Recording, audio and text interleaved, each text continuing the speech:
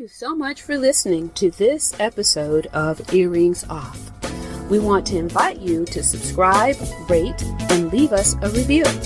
You can find us on Facebook at Earrings Off Podcast and on Instagram at The Earrings Off Podcast. Welcome to Earrings Off. I'm Lou. And I'm Teresa. Let's get started.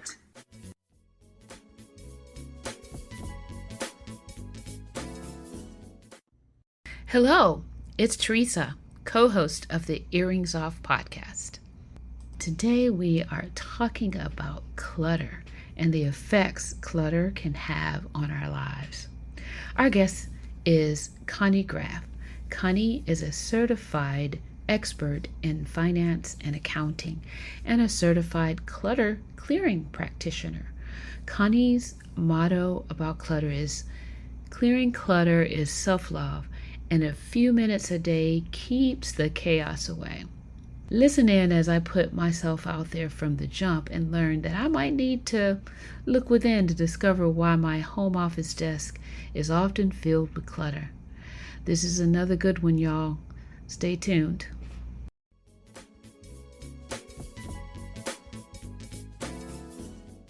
Well, hello, Conny, and welcome to the Earrings Off podcast. Thank you very much for having me. Very exciting.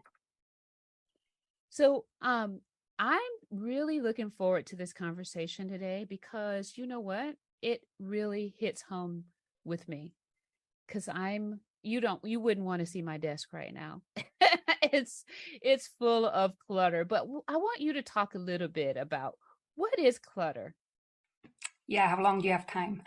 Because clutter is so much more than most people think. Yeah. So most people think of all the things that are on your desk, that's Right. being clutter. Yeah. But it goes further. It's like, I often say, is like it starts in the head and it ends in the head. The reason why you have physical clutter, which is what you have on your desk, is oftentimes because we have some kind of a mental blockage or clutter, or a mental belief that keeps us kind of like accumulating things. Mm-hmm. And so it goes much further than just the physical stuff. But in general, it's just anything that is too much, that doesn't belong there, that is, that you're not, like when we're talking about the desk, because there are some distinctions between just the regular household clutter or like what you have on your desk. And when we're talking about the desk, in my opinion, anything is clutter on your desk that you are not working on right now.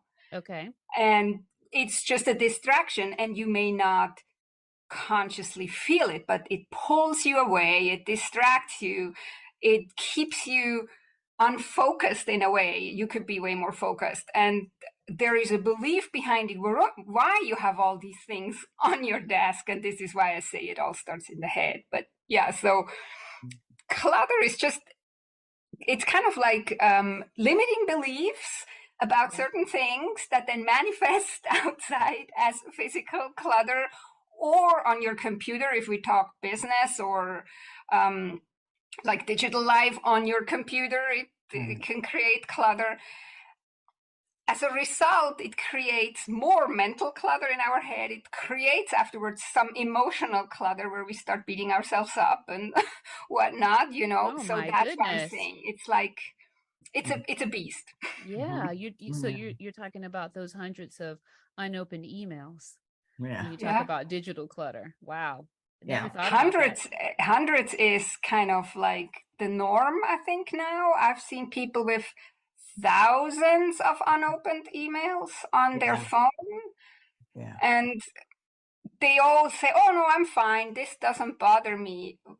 Yeah. They may think that, but okay. unconsciously it will bother them. Yeah. Mm-hmm. So. And kind of, I think you touched on this a little bit about why clutter is a problem. So can you talk a little bit more about that, the impact of clutter? Yeah, so I want to say first, I'm not a doctor, but they do have a lot of studies that prove that clutter stresses us out. And now we all heard about what stress does to our body. Mm-hmm. It has is also way more than we think, just like clutter. The stress, it makes us snappy, it makes us short, it has an impact on our relationships, but it also has an impact on our body. We may have higher blood pressure, we may have other health risks, like heart disease, and they can link clutter and stress and physical diseases that are not just minor, but like major. They can connect those in the studies. So Wow. I don't want to scare anybody, because it's like it has to be extreme, like with lots of work and burnout and everything. But it definitely has a part in the whole stress that then has an impact on our body. And I feel like always this is somewhere where we actually have an easy access to do something ourselves. Like life is very stressful sometimes. Business is stressful. The environment, like politics is stressful. Life, the world is stressful. And the clutter in our life is something that we would have control over to actually reduce our stress levels, Right. at least at home and in the office. Right. Yeah. Yeah. Gosh, that just makes me think about those people. You see those shows on TV where they're Hoarders. hoarders. Yeah. What must be going on with them? And wow. Yeah. So, Can I say something real quick to that? I just want to say that there's only about 2% of the population are real hoarders. It's actually an official recognized health issue. There's only about 2% of them. We use the word hoarder sometimes kind of like loosely. So we say, oh, I'm such a hoarder, I do. And it's not right, because there's literally not that many people. They can't even throw out garbage. Yeah. right. Most Yeah. not that way. Yeah. And let's be all grateful that we're not that way, because that is a way bigger problem. Yeah. Right. So true. Yeah. Yeah, that's right. Okay, what does living and working clutter-free mean? Yeah, so I feel that is kind of like where I find we need to start. Before we just willy-nilly start to try to declutter, we need to try to find out what would living a decluttered life or a clutter-free life feel like or be like. And that is very individual for every person.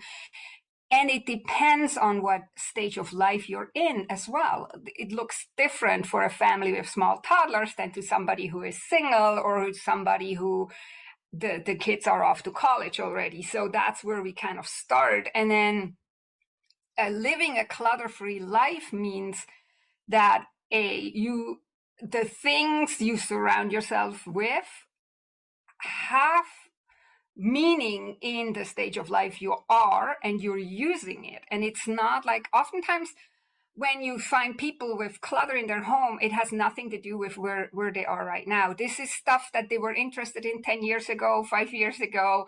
They never bothered getting rid of it. It's still there because maybe one day I will still do it, or actually I want to do this. This is something I want to do. And I'm like, okay, how long you want to do it already? Well, for probably the last 15 years or so. So this is kind of what I'm meaning. The living a clutter-free life doesn't mean we have no items in our life or we have nothing in our life. It means that what is in our life is actually what we're needing right now to do what we love to do. It's like, it's a balance. No, there are some people that go extreme and they live with less than 100 items, but that's not for everybody. That's for the extreme people, right?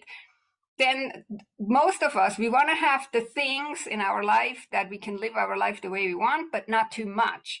So because the minute we have too much, it starts to weigh us down. And that is kind of, and this is different for anybody. Right. Like, so it really depends then in what stage of life you are. And I just always say, like, think about it and look around. Is what you have you surrounded with in your home, for example, or you can use the desk to the business. Is it what you're working on right now? Is it what is of importance in your life right now? Or is it from 10 years ago, 5 years ago? In the business, it might not be that old, but is it really what you're working on right now, like on your desk? So this is what I mean. And then it also doesn't help to just put it away, stack it away in the garage or anything, because it's still in your life, right? Because it's still weighing on you. So it's a healthy cycle of acquiring things, using them, letting them go when you don't need them anymore, constantly.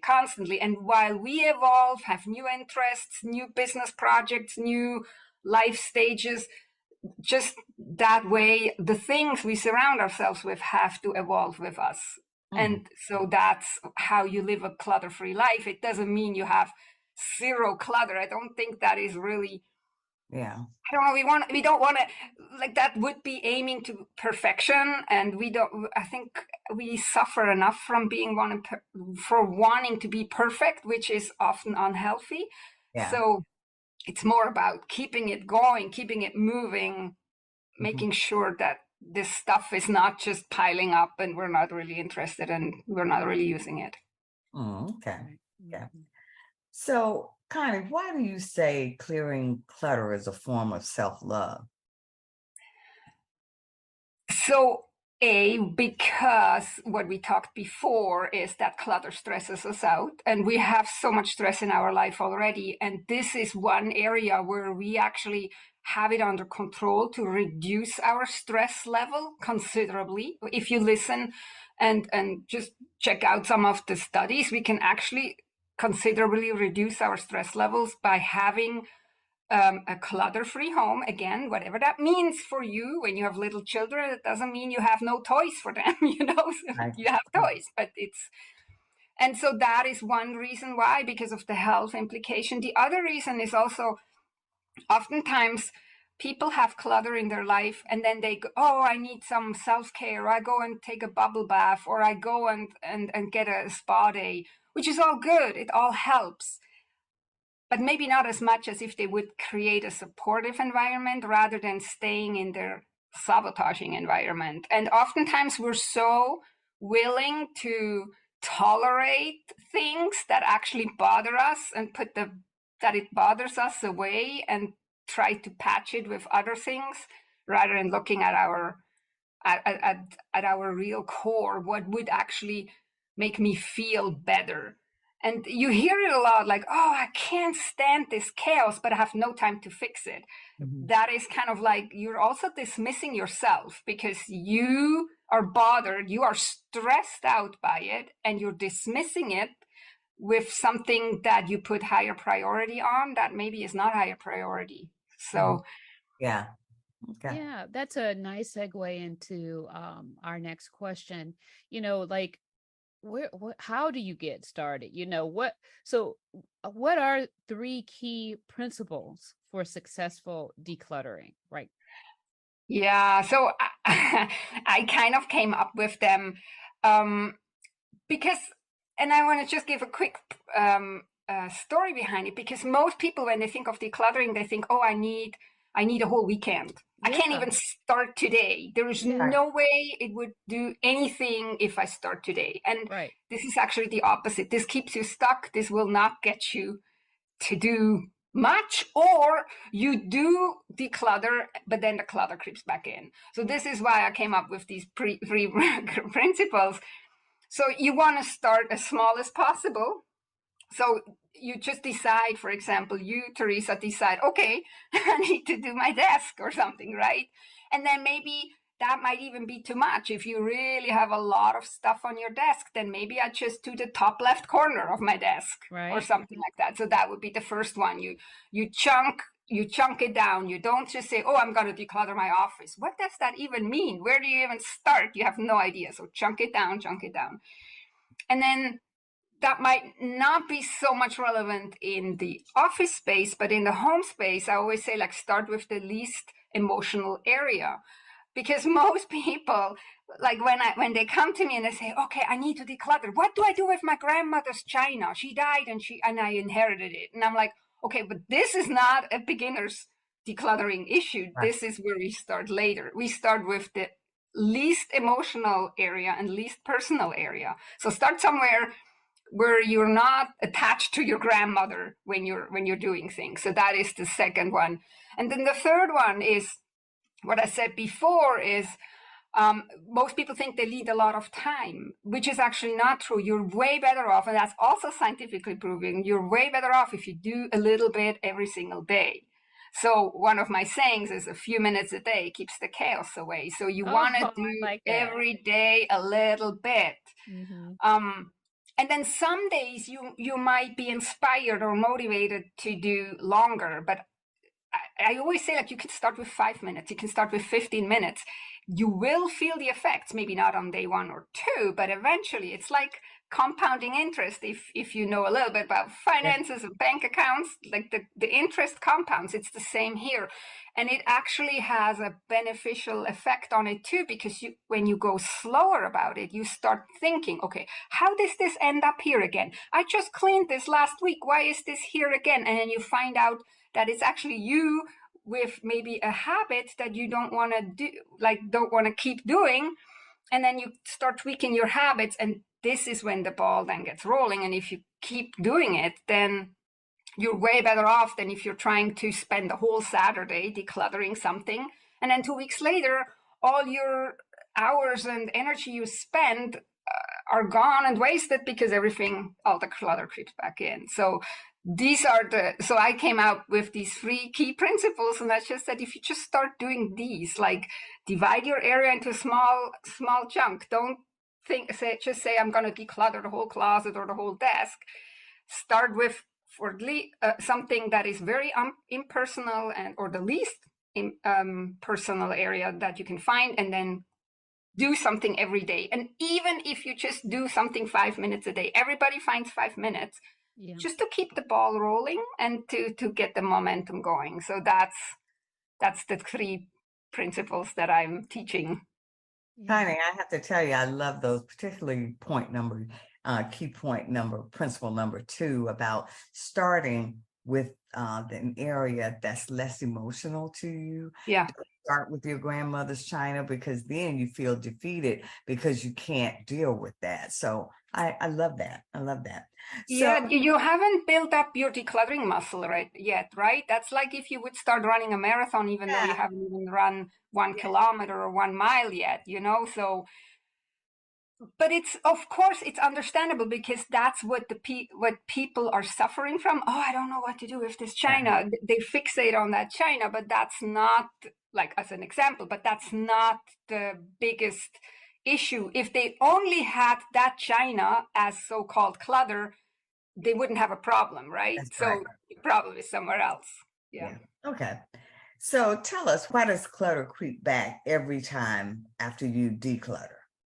Yeah, I touched on this a little bit with point number 3. So, because if you could get a professional organizer in, you could get me in, we could declutter your whole house. That would be possible. I can motivate you. I could get you to motivate you to do everything. But as long as you're not changing your habits and your thinking around how you deal with your things, how you acquire your things, and then also how you let them go again, the clutter will creep back in. And so it demands almost that you go not just to you're not just putting a Band-Aid on something, that you actually need to clean the wound out and actually really make sure you can deal with the real problem. And so the real problem is often not all the things you have in your house. The real problem is that, as an example, that you feel like you don't live the life you want, or something is missing, and so you're trying to buy things that you actually don't really want to make you feel better, and that ends up often as clutter. That is one example. And so by going slow and understanding what happens in you, why you can't let go of things, or why you acquire so many things that end up as clutter, changes your behavior and changes your habits, and then the clutter doesn't creep back in. So it's a process. I always say, like, decluttering is not an event; it's a journey. It takes a bit. yeah, so if you want it lasting, if you just want for the next weekend to have a clean living room, we can do that in an hour or two. We can just shove everything somewhere and then it looks wonderfully decluttered, right? If you want to have something that is for the long term, like lasting, then we're going slow. So it's not a sprint, it's a marathon, is what you're saying. Yeah. Yeah. Yeah, and the it is. I mean, I like it when people say it's not a sprint, it's a marathon. But we want to think too is like a marathon. I've never run one, but I sometimes see how people suffer through the marathon. We don't necessarily need to suffer. We can do a marathon by just giving us the grace to take more time. Who said it has to be decluttered next week, right? Let's give ourselves some time and create lasting results rather than trying to rush through it and then the clutter creeps back in. Again, self-love. Yeah. So you used the analogy earlier about compounding interest, right? So what do our finances have to do with clutter? Yeah, so I'm still looking into that. I'm pretty sure there is research and stuff too. But what I noticed, so I come originally from finance. Okay. What I notice is if somebody has a cluttered house or a lot of clutter, they usually have also a chaotic finances. Usually the finances are not very well managed, let's say like that.